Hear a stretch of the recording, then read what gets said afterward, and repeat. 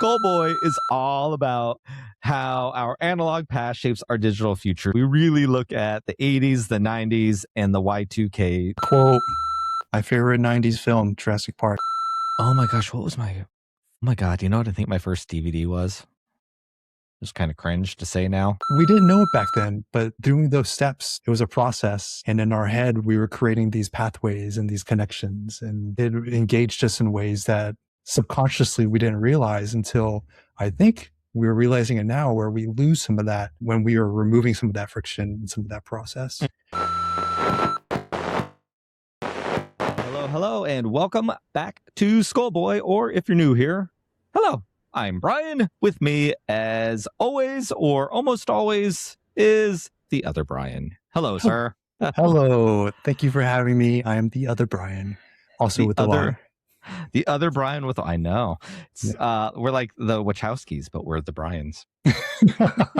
I like that. That's a good, very related. Sorry, Wachowskis. I'm excited to be here. I'm excited to kind of like talk about what we do here on Skullboy, and no better person to do it with than my friend Brian. But before we get into all of that, I guess we should probably talk a little bit about us, seeing how this is kind of the premiere episode for most people, right? Yeah.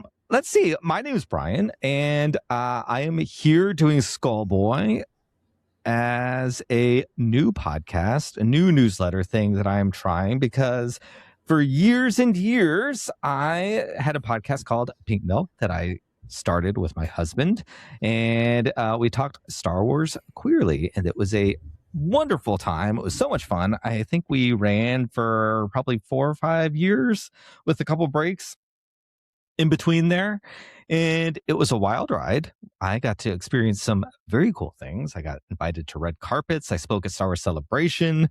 I interviewed celebrities and was in like the little casting call things, whatever they're called. It was rad. It was very, very rad. And I got to meet lots of wonderful people like my friend Brian here. And I think that was probably like 4 or 5 years ago.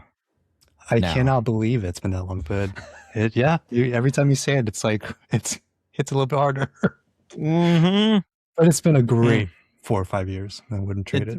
It's been wonderful, and we have seen each other IRL uno time, right? Yeah. At Star Wars Celebration at Disneyland, it was very fun. We met on the old interwebs, back when. I guess meeting people from the interwebs is something you do now. Not like it used to be. That we'll probably talk about at some point. But yeah, Pink Milk was a very exciting thing. It was great to do with my husband and I when we first started. One of the things that is like a really great memory specific to that is that our family wasn't even all of our family, and our last child, but our middle child, Eli, joined the family like after we'd already started the podcast. So it was very, very cool. I listened back, and Michael was 4 or 5, and he would do these little introductions, and he's now 12. He's about to enter junior high, and great little memories there. But one of the greatest things is meeting lots of people like you. And now you and I get to do our very own thing together. It's going to be very exciting.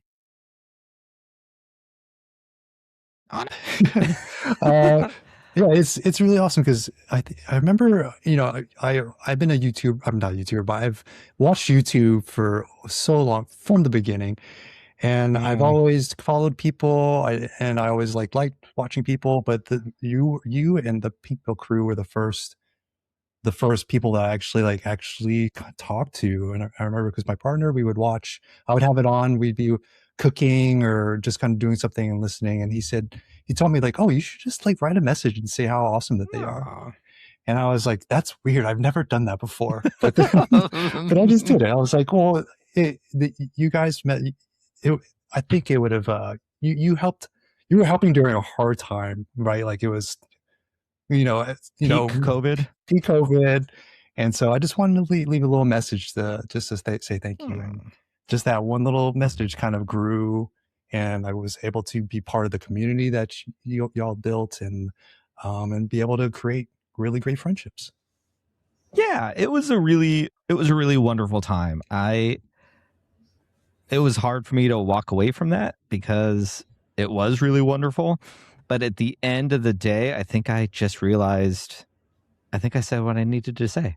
And as a creative person, sometimes it's really great to just step away when you know you should step away and leave room for something new, which is what we're doing here. And I'm very, very excited to get into all of this and do something that I haven't seen done yet, where a lot of like nostalgic pods or nostalgic newsletters kind of stop at remember this, and they talk about, oh, this tech thing, look how cool that was. Like, I want to be able to talk to you, talk to other people about why it really kind of mattered in the first place and the memories and things. I am not someone who believes in nostalgia for nostalgia's sake.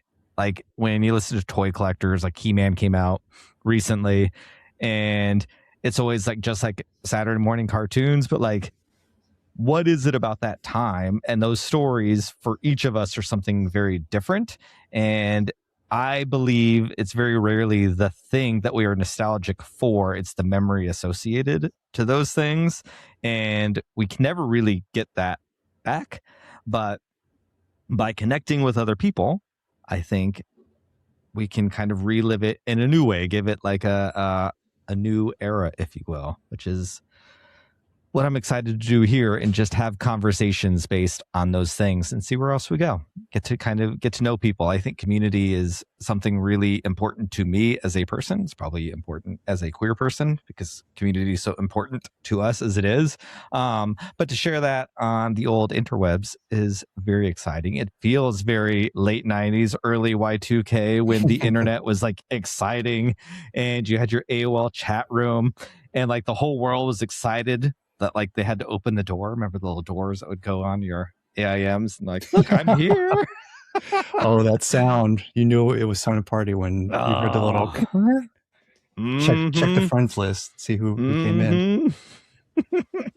So here at Skullboy, I came up with this little term for myself called nostalgic archaeology, which is really all about being nostalgic for something and how that nostalgia connects to like the human experience. So that's really what the show is all about, is digging past the remember this, and why do we remember it? Like I am really fascinated about the why we are interested. So if you listen to us or read the newsletters, I encourage you to interact, leave comments. Neither one of us, Brian's not on social media whatsoever. I am like kind of on Instagram and social media, but also not really. So our newsletter and the comments here or the comments on the podcast are where we're going to be able to kind of communicate and connect with people at for the time being, which I'm really, really excited about, because that was something when I first did Pink Milk, the community was something I was not expecting, but it's the part of making things for the internet that I'm the most excited about. It's like the promise of what the internet was back in those days, of meeting people you never would meet in any other way, you know? Mm-hmm. It's very cool. And what was the term that you created for, you just said it? I really nostalgic archaeology. Nostalgic archaeology. Because yes.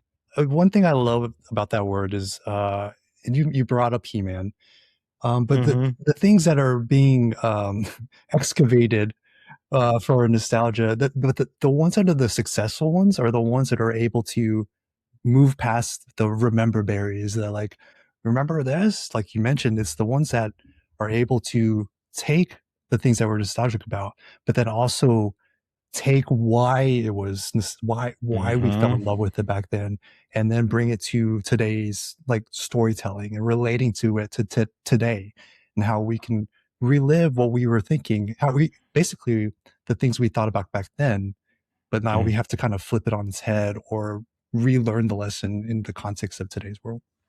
So I love that word. 100%. Thank you. Yeah, I try to pretend like I'm bougie every once in a while. And I was an anthropology major in college, so it also fits there. But actually, I love that you just mentioned He-Man again too, because I think you're 100% right. The things that really work are the creative expressions that understand the why. Like off the top of my brain, I think of X-Men 97, which is like a revisit of one of the most classic 90s things ever, which is the X-Men, not only the X-Men comic run, as Jim Lee and Chris Claremont in particular, but the animated series as well. And I think X-Men 97, maybe we'll do a whole episode on that at some point, but yes. like X-Men 97, from my perspective, isn't really interested in just paying homage to it for the sake of like, remember this moment, remember this moment, remember this moment. I feel like it just understands the DNA of what that show was and it is talking about very current things, just with wrapped in a 90s bow. But it's like they're not trying to recreate it. They're just honoring it, and they understood the assignment, I guess. Whereas He-Man, the movie, I don't think did. Though it was a lot of fun.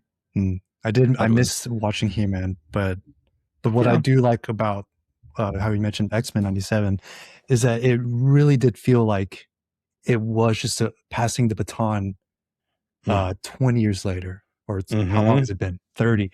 It felt like there was no, it just wanted people to feel like you just picked up, like as if you've had been in a coma for that many years and you could pick it right back up with all the different storylines that had been in flux or not tied up yet, still going on and unraveling forward. And I think a lot of young people, even today, that weren't growing up with, they didn't grow up with X-Men 97, they appreciate that. And they can see how it can still be relevant to today. And so now the creators have created fans that were not even alive back then. Dude, I mean, actually, like that's the perfect segue. I think there is a renaissance in analog things right now with Zennials and people that weren't even really alive or were not old enough to use the technology that they are feeling nostalgic for.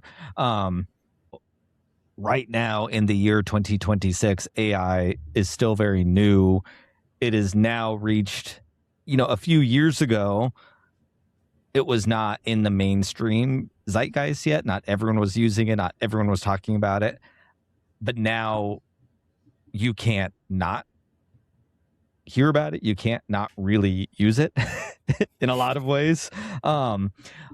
And I am not one who is anti-technology. I'm not even anti-AI necessarily. I am very pro-technology, and I can see a very real use for AI. I think there's big conversations that we as a society and a culture need to have with how to use AI. But I think there is something nice about friction, and that there's like a whole term starting to come out, right? Talking about friction, and everything is so easy that we're craving like the complexity of like things being separate and then figure out how to use those separate things together, because now everything is just together and it's overwhelming. It's just very overwhelming. And I feel very fortunate to be the age that I am because I'm very good with technology, but I can also walk away from it like really easily, which is great. That word you just used, friction, it is the more I think about it every day, the more I think just a little bit of friction is why we fall in love with different things. It's because we have to kind of work for something. Like the things that we have to work for, we end up really like doing, or we fall in love with. I really do think creativity, the reason why we are creative is because there is friction. And the reason why there's even creativity to begin with, because there has to be something that is preventing you from figuring out a problem that pushes you to kind of figure out how to solve that problem or how to be creative. And so I do think friction is one thing that is becoming more and more scarce. And it's the more that we take it away, the less meaning we find in things and things that we do. I was watching a video on YouTube a few weeks ago, maybe a month ago, kind of talking about creativity and AI. And to put my anthropology hat back on and to go through some nostalgic archaeology, I think human beings are problem solvers. We are tinkerers. We are tool makers. We are those things. And we're hitting a point in technology where we are not needing to think and problem solve the same way. And I think there is humanity in that friction in a lot of ways. Like, innovation happens in friction and things not working the way they were supposed to, and us using our creative superpower brains to figure out a way to make that thing work. I think in some ways I'm excited. Not right now. I think AI is in a horrible place right now culturally. But as a creative person, I'm hoping in the next few years that there is a resurgence and a love for creativity and art and genuine human connection. I think AI is a big part of it right now. And I think after we were talking about COVID earlier, but I think the dawn and the birth and the super growth of streaming and creating content, everything is content now, and franchises, that's two words that you hear all of the time. You don't hear about art anymore. We hear about content and franchises and AI. And I think all of these things are exploding, and humans are missing a human connection in all of those things, which I'm really excited about, actually. I think that is where technology can break and create new creativity and a respect for creativity. So I hope we're on our way there. I'm hopeful. I mean, to quote my favorite 90s film, Jurassic Park, or is it even a quote? But, you know, just because we can doesn't mean we should. And you bring up such a great point. It's like the technology is getting so advanced that we're able to do anything, or seemingly do anything, and we're make things frictionless. And now we're getting to the point now, I feel like we have to decide what we don't want to be frictionless, what we have to preserve as humans, like as human beings. What do we want to keep? What parts of humanity do we want to keep in this new age, so that we can continue to be creative, continue to conserve our attention, and be able to, and allow our attention to give it to the things that we want to, and to be able to stay healthy mentally. I think we're in this phase now where we have to really think about that question. Yep. 100%. 100%. I can't wait to get into all of this stuff on deeper levels. Speaking of creativity, friction, technology, I feel like this is a perfect little way to talk about what you do for a living, and how what you do is going to bring in a really fun perspective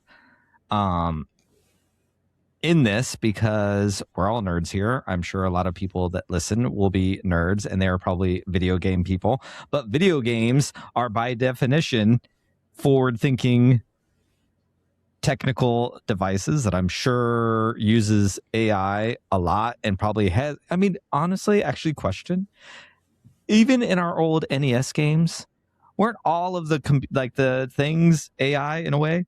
Like all the other things that you're working against? I mean, to really break it down, what we think of today as AI is really like LLMs, large language models, right? Yeah. Very different from artificial intelligence, the way that the game development, how game developers use AI is in terms of artificial intelligence, which really just means literally like creating an NPC that they program to be able to do different functions based upon different parameters, right? So Mhm. like it's funny because AI is becoming such a little hot topic or term, and AI is has been here for so long, and we use it for in games to refer to one thing. And now that everyone's like, wait, you said AI, and we're like, we don't mean that kind of AI. Yeah.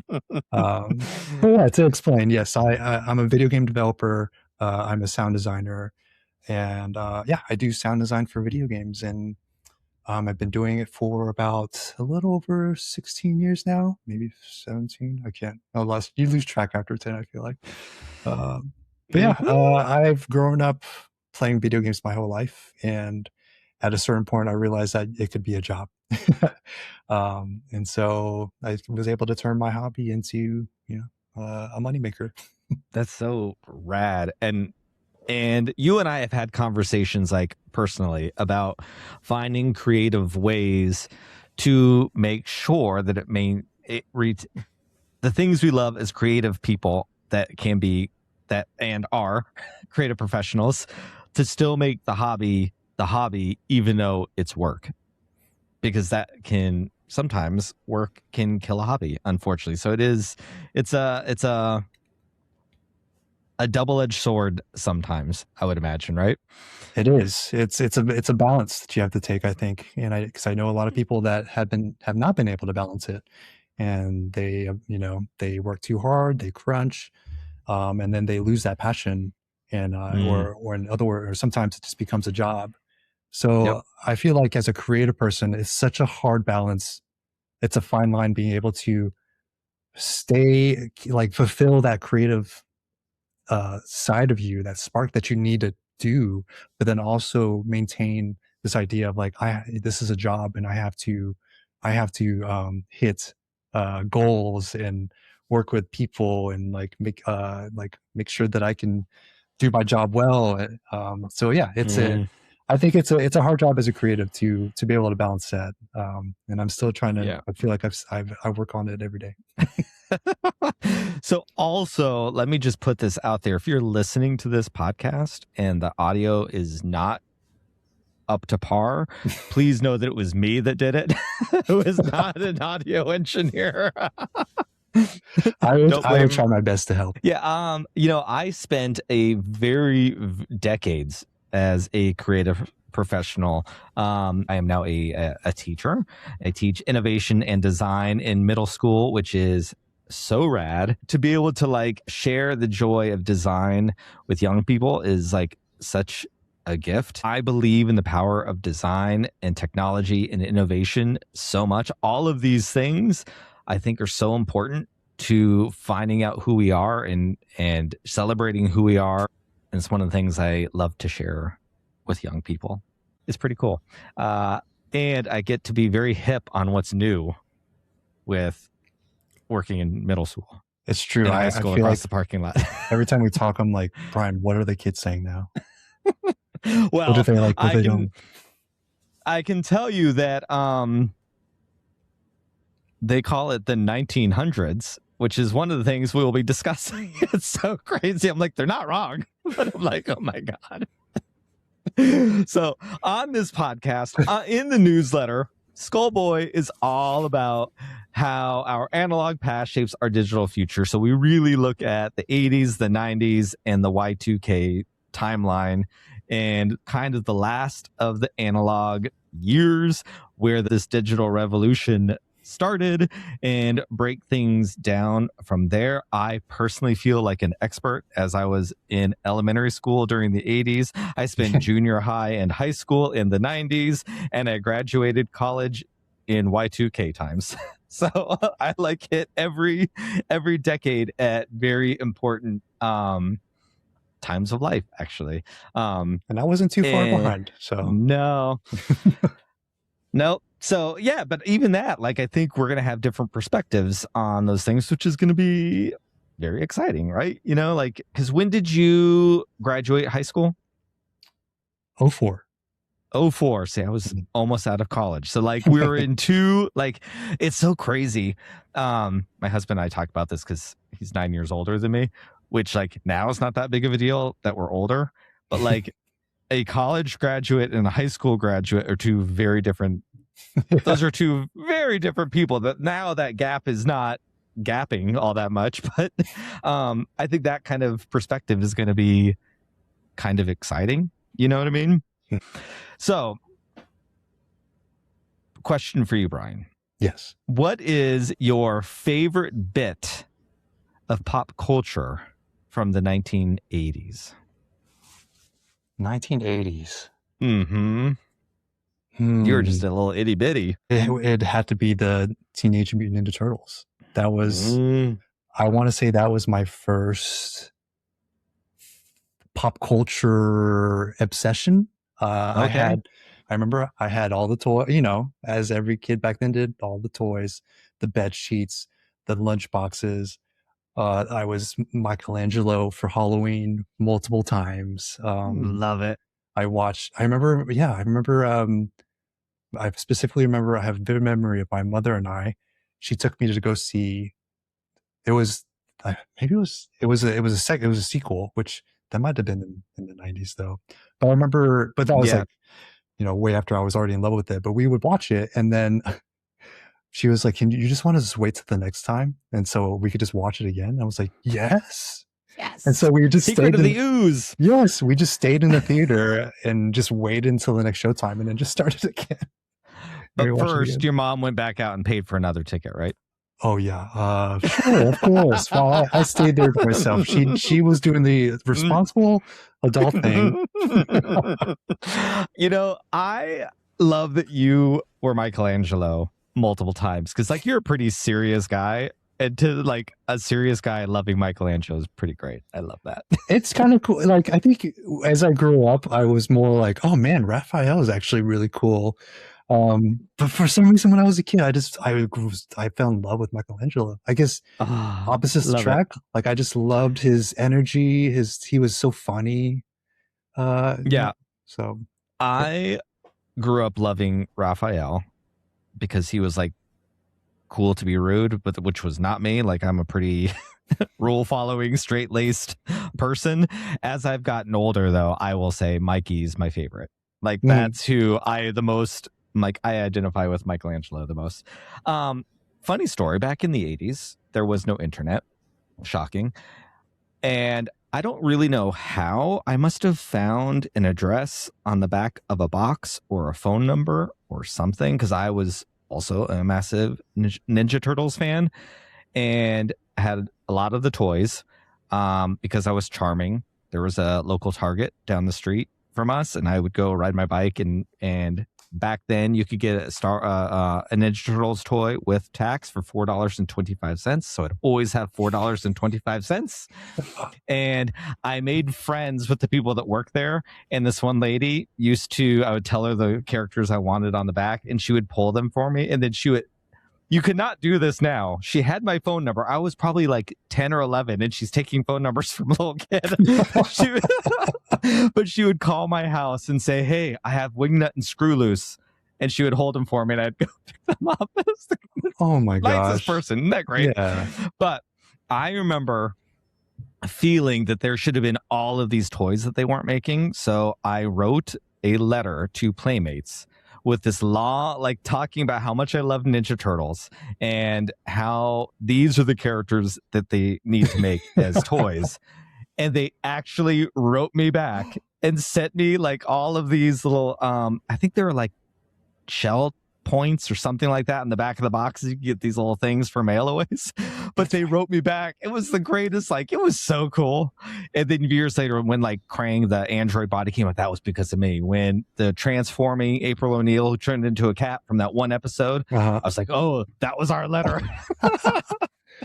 You know, that's awesome. You know, I feel like that just wouldn't happen today. Like a little kid sending a letter to a giant corporation and them sending like a personalized letter back. Isn't that cool? That is so cool. Mm-hmm. Like amazing. Like, that is, yeah, I agree. I don't know if it happened today. I don't know if it's because like the population is also just way bigger. I don't know. Lots of things. Social media has changed that kind of stuff, I guess, because now you wouldn't write a letter anyways. You would just like tweet at somebody or make a comment on Playmates, which Playmates lost the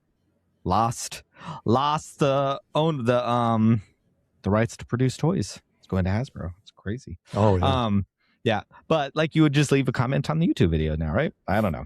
Okay. Sometimes they will respond, but I guess it just mattered more that you wrote a letter. There was a whole process. There's friction. Yeah, so cool. Like we just mentioned, and it took time. It took time, and like, on their I was end a too. Kid. I'm sure I completely forgot that I ever wrote them a letter, and like this because when we're little we don't remember things for very long. And then came back. Yeah, it was rad. I want to say for me, the 80s were all about Star Wars, but seeing how I had a whole podcast on Star Wars, I'm going to move that over for a minute because Star Wars is like the greatest thing of all time. But I'm going to go with G.I. Joe. I love G.I. Joe so much. And I guarantee you I will have lots of conversations about animated cartoons from the 80s and 90s, and this more specifically the syndicated cartoons. I know way more than I should about syndicated cartoons and how they worked. I'm very fascinated by the entire thing, and I think one of the things that I love back then, I mean, you talked about Ninja Turtles, which were teenagers, but like you don't see this, and I was just thinking about this the other day. Like, I loved G.I. Joe, Transformers, Gem and the Holograms. They were all like adults, and they were things that like we looked up to being.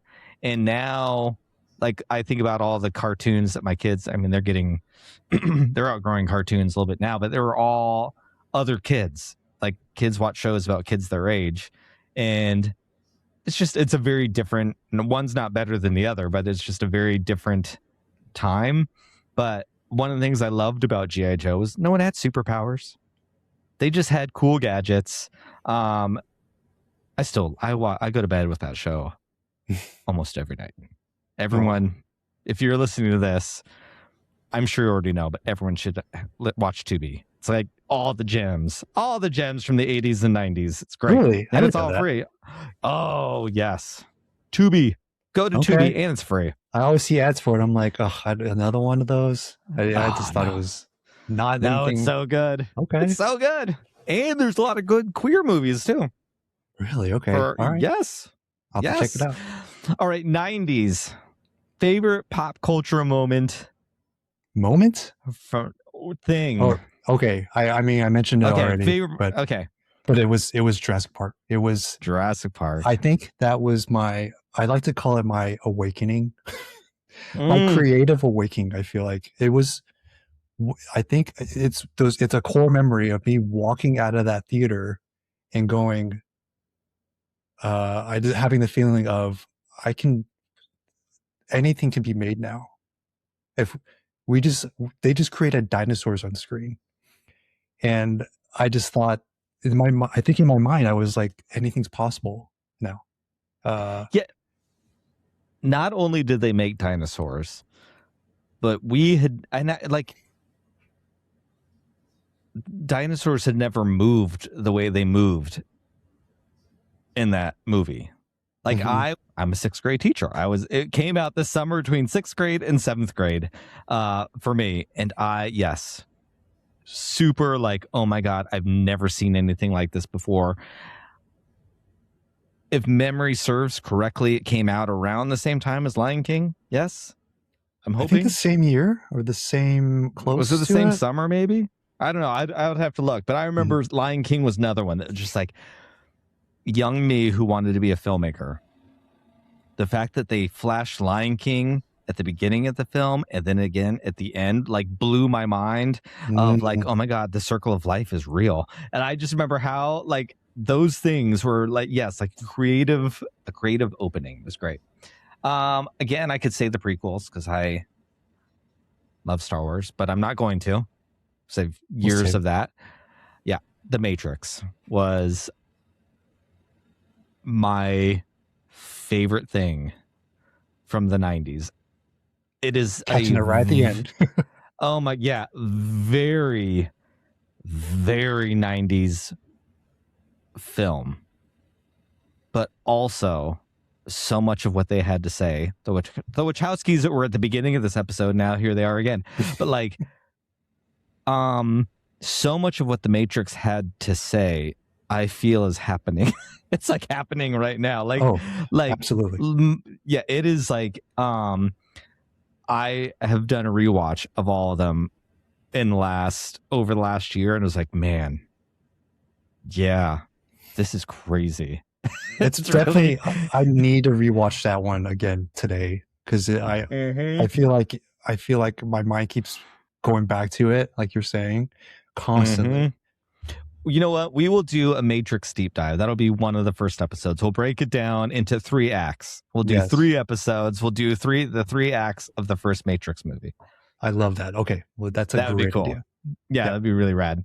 One fun fact about the Matrix. It was my first DVD that I've ever watched. Seriously? Yeah. Oh my gosh, oh my God, you know what I think my first DVD was? It's kind of cringe to say now. Knowing where things went, I think American Beauty was my first DVD that I ever bought. Oh, really? I never saw it. Maybe it's a good thing I never saw it.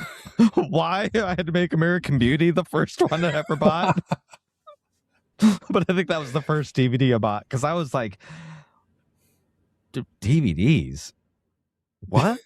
You're just like, let me just pick whatever. What? What's the first in the alphabet on the stand? I need the Zennials to fall in love with VHS in a way that they're not yet, so that companies start to make a new VCR.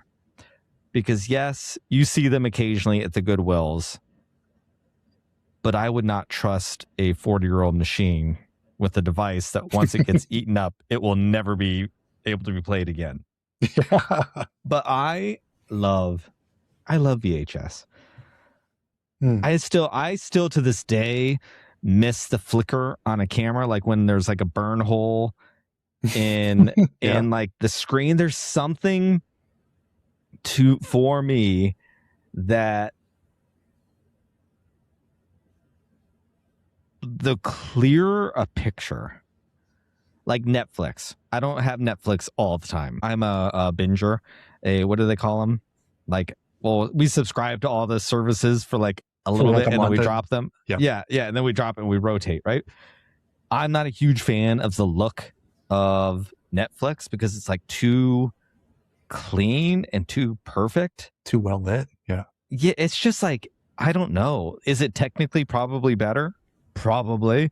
But there's something like, I get pulled into a movie more when it looks like a movie. I don't know if that makes any sense. Like, oh yeah, I don't know. I don't know why. That'd be an interesting dive. Like, why are we more connected to those things? Because there's got to be some sort of scientific explanation. Is it nostalgia? I don't know. Maybe. All right. 2000s is, I think it's more difficult for me because I was ending college during the Y2K times and getting ready to start like a career, like 2000, 2004, maybe 2005. Yeah, I would say around 2005, maybe.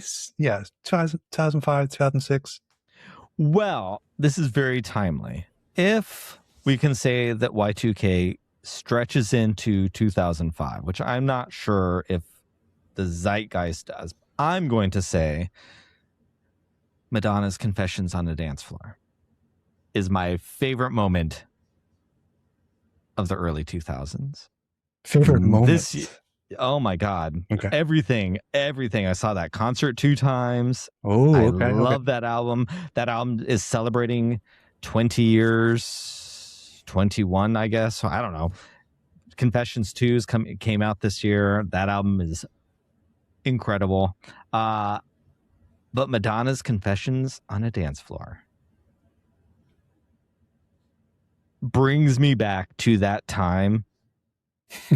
So, like, okay, a lot of people, 2000s, they're going to go to Britney and Justin in the denim outfit at the VMAs. Actually, you know what? TRL is also a very Y2K thing. It is. But Madonna's Confessions brings me back to that time very much, because in all honesty, like, I hated the music.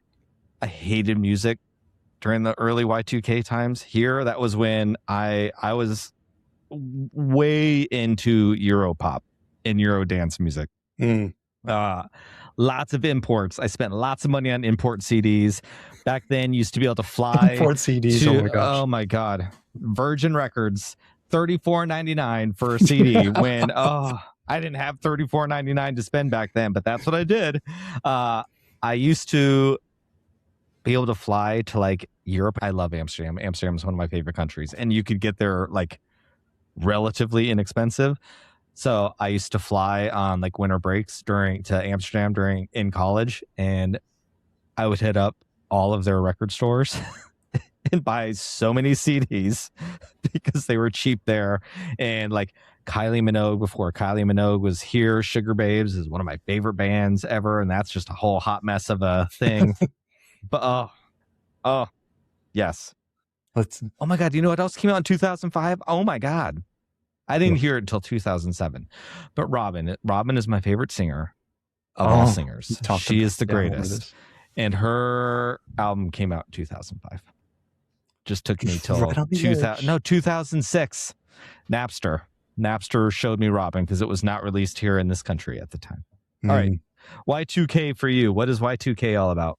So if we're on the topic of music, the first thing that came in my head was Linkin Park, Hybrid Theory.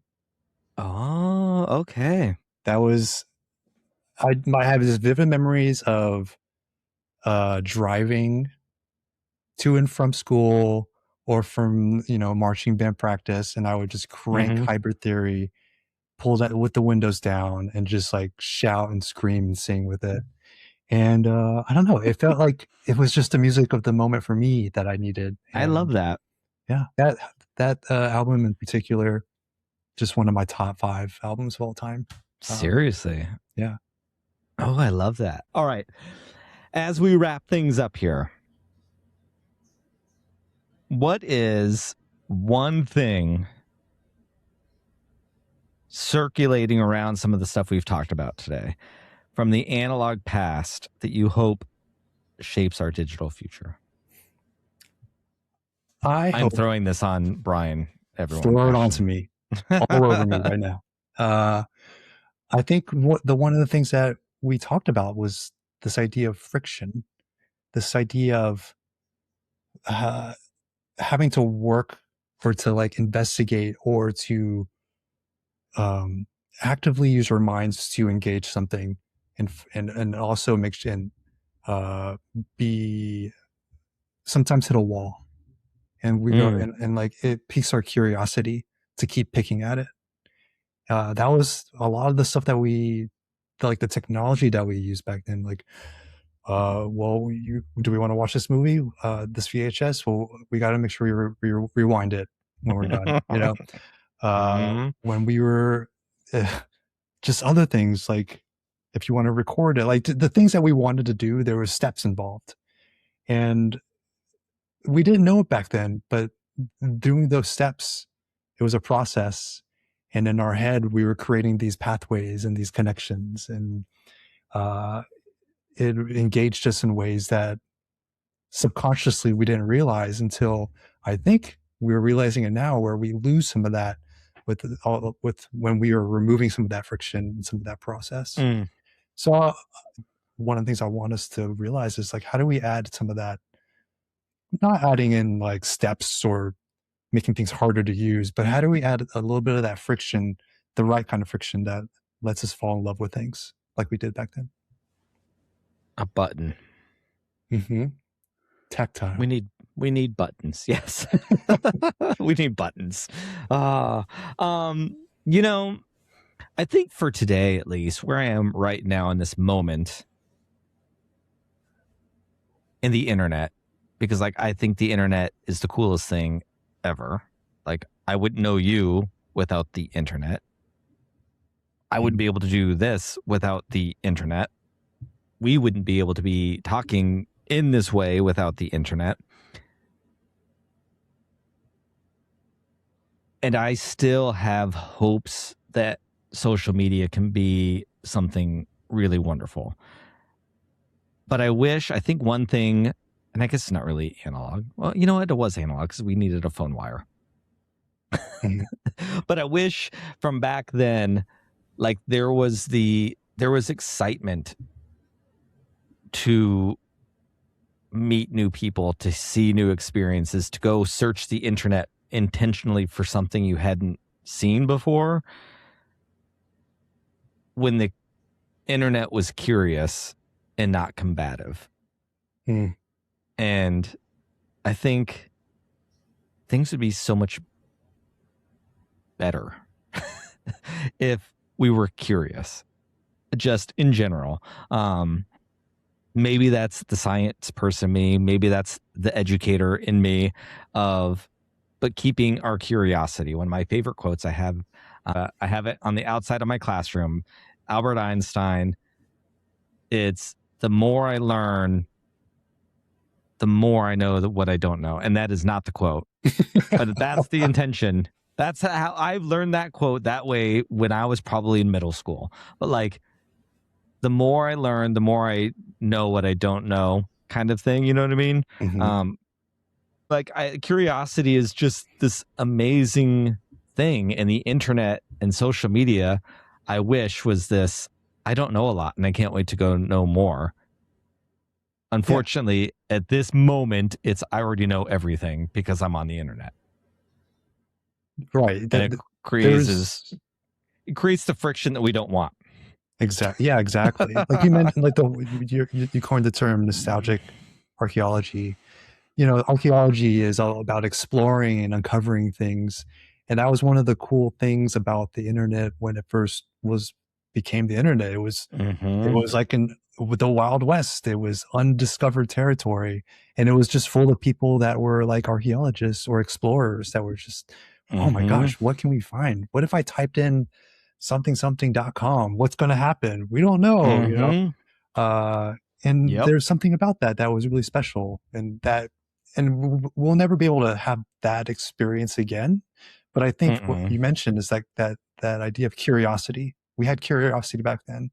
How do we, just like how we are trying to do all these reboots and remakes, and we talked about which ones are the successful ones and which aren't. It's like, how do we take that idea of the essence of what the internet was back then and kind of bring it back to today? 100%.